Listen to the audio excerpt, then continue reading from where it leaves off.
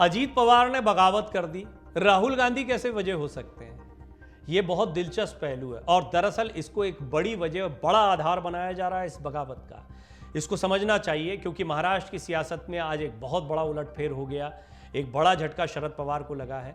बड़ा उलटफेर सियासत के लिहाज से यह है कि एनसीपी ने बीजेपी और शिवसेना की सरकार को समर्थन दे दिया। अब शिवसेना जो है वो भी शिंदे गुट की शिवसेना कही जाती है और जो एनसीपी है वो अब अजीत पवार के गुट की एनसीपी हो गई है। एक गुट अभी भी शरद पवार के साथ में दिखाई पड़ता है, इधर एक गुट उद्धव के साथ में दिखाई पड़ता है। कौन असली कौन नकली का फैसला जो है वो कई आधारों पर होता है। जैसे शिंदे के लिए तो हो गया फैसला चुनाव आयोग की तरफ से, कोर्ट में मामला अभी चल रहा है। एनसीपी का फैसला तो अब धीरे धीरे वही लड़ाई शुरू होगी जो लड़ाई चल रही थी, कानूनी है, चुनाव आयोग में जाना है। इस पर अलग अलग कानूनी विश्लेषकों से हमने बातचीत की है। ये राहुल गांधी का नाम कैसे आ गया? दरअसल इस पूरी उठापटक को देखिए किस समय पर हुआ है। ठीक उस समय पर हुआ है जब कुछ दिनों बाद बेंगलुरु में विपक्षी मोर्चे की अब दूसरी बैठक, महत्वपूर्ण बैठक होने वाली है। जो पहले शिमला में प्लान थी अब उसको बेंगलुरु में किया जा रहा है। दक्षिण को साधने के लिहाज से, कर्नाटक के लिहाज से, कांग्रेस की सत्ता अभी हाल में आई है, कर्नाटक की जीत को बड़ा दिखाने के बहुत सारे ऐसे फैक्टर थे जिनकी वजह से बेंगलुरु इसको शिफ्ट किया गया। हो सकता है आपस में मंथन हुआ हो तमाम बड़े नेताओं का। शरद पवार इसकी जानकारी दे रहे हैं। शरद पवार और नीतीश कुमार दो बहुत महत्वपूर्ण चेहरे हैं जो विपक्षी एकजुटता के केंद्र में दिखाई दे रहे हैं। नीतीश कुमार ने तो कवायद शुरू की, वो कई लोगों को साथ में लाए। ममता बनर्जी, अरविंद केजरीवाल जैसे चेहरों को साथ में लाने का श्रेय उनको दिया जाना चाहिए क्योंकि वो बहुत ज़्यादा पक्ष में नहीं थे कांग्रेस के साथ बैठने में, लेकिन फिर भी पटना आ गए, नीतीश कुमार की वजह से आ गए। तो आगे भी कोई समीकरण बनाना है तो नीतीश कुमार इसलिए बहुत ज़्यादा ज़रूरी दिखाई पड़ते हैं। अलबत्ता केसीआर जो उनके साथ में आए थे वो एक किनारे हो गए। केसीआर इस विपक्षी एकजुटता के मंच पर नहीं आए। अब तेलंगाना में भी चुनाव होने, ऐसे में वो कांग्रेस से लड़ते दिखाई दे रहे, कहां से विपक्षी एकजुटता के केंद्र में आ जाएंगे। कुल मिलाकर अब इस विपक्षी एकजुटता की कमान जो है कहीं ना कहीं नीतीश कुमार, शरद पवार के इर्द गिर्द दिखाई पड़ रही थी, लेकिन शरद पवार जो है वो खुद उलझ गए। हालांकि शरद पवार ने इस बगावत के बाद एक बयान दिया। उन्होंने कहा मैं ज़्यादा ताकत के साथ अब विपक्षी एकजुटता के लिए लड़ने वाला हूं और कार्रवाई करूंगा जिन लोगों ने ये धोखा दिया है। प्रफुल्ल पटेल, अजीत पवार, ये बड़े चेहरे, छगन भुजबल भी एक बड़ा चेहरा है। प्रफुल्ल पटेल को तो हाल ही में महासचिव बनाया था। खैर, अब राहुल गांधी की चर्चा पर आते हैं। दरअसल राहुल गांधी को लेकर जो बैठक पहले अजीत पवार ने की है उसमें इस तरह का मंथन हुआ है। अजीत पवार ने आज राहुल गांधी का नाम नहीं लिया प्रेस कॉन्फ्रेंस में, लेकिन इससे पहले जो बातचीत हुई है उस बातचीत में ये नाम भी उठा। पहले तो अजीत पवार ने औपचारिक तौर पर प्रेस कॉन्फ्रेंस में क्या कहा, विपक्षी एकजुटता को लेकर जो कुछ हो रहा है उसमें एक खींचतान है, उसमें किसी की पटरी किसी के साथ बैठती नहीं दिखाई देती। तृणमूल कांग्रेस और कांग्रेस के बीच में दूरियां हैं, आम आदमी पार्टी और कांग्रेस के बीच में दूरियां हैं। ये प्रयास कहीं जाते नहीं दिखाई दे रहे हैं, हम इसको ठीक नहीं मानते हैं।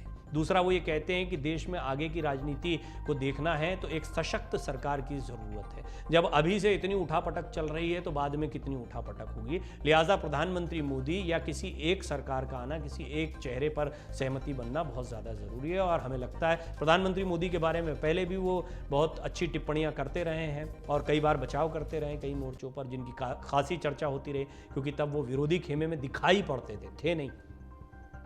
उन्होंने ये स्पष्ट कर दिया कि प्रधानमंत्री मोदी के कामों से वो प्रभावित हैं, महाराष्ट्र और देश के विकास के लिए वो एनडीए में शामिल हैं। ये हो गया अजीत पवार का रुख। शरद पवार ने भी फिर एक प्रेस कॉन्फ्रेंस की। बहुत सारे पत्रकार जानना चाह रहे थे वो क्या कहते हैं, तो शरद पवार ने यहाँ पर कहा कि मैं विपक्षी एकजुटता के मंच को अब और तेज़ी से आगे बढ़ाऊंगा। ये प्रधानमंत्री मोदी जी जो कर रहे हैं लोगों को पसंद नहीं आ रहा है। तो कुल मिलाकर उन्होंने भी केंद्र की राजनीति या विपक्षी एकजुटता के प्रयासों से इस पूरे घटनाक्रम को जोड़ा। राहुल गांधी की चर्चा कैसे आई?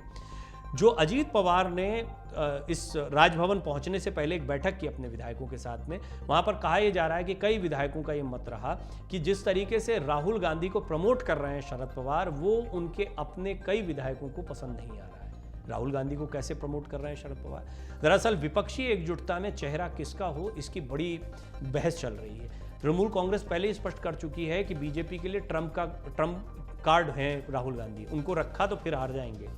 अरविंद केजरीवाल तो बिल्कुल इससे सहमत नहीं है, उनका अपना चेहरा जो है उनकी पार्टी रखती है। फिर भी ये बात कही जाती रही कि जो भी चेहरा होगा बाद में तय कर लिया जाए।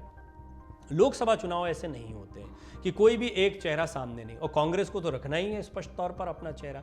तो कांग्रेस अब इस प्रयास में लगी हुई है कि जो साथ में, जैसे यूपीए का प्रयोग हुआ था, इसका नाम भले ही बदल दें, लेकिन यूपीए के समय जो दल थे उनमें नीतीश कुमार एक नया एडिशन हो सकते हैं अगर आने वाले दिनों में वो भी विपक्षी एकजुटता में बने रहते हैं, और वो भी तभी बने रहेंगे जब कन्वीनर या कोई अन्य भूमिका में वो रहेंगे। तो खैर अदरवाइज सारे के सारे वो दल दिखाई देते हैं जो पहले भी कांग्रेस के साथ में रहे हैं।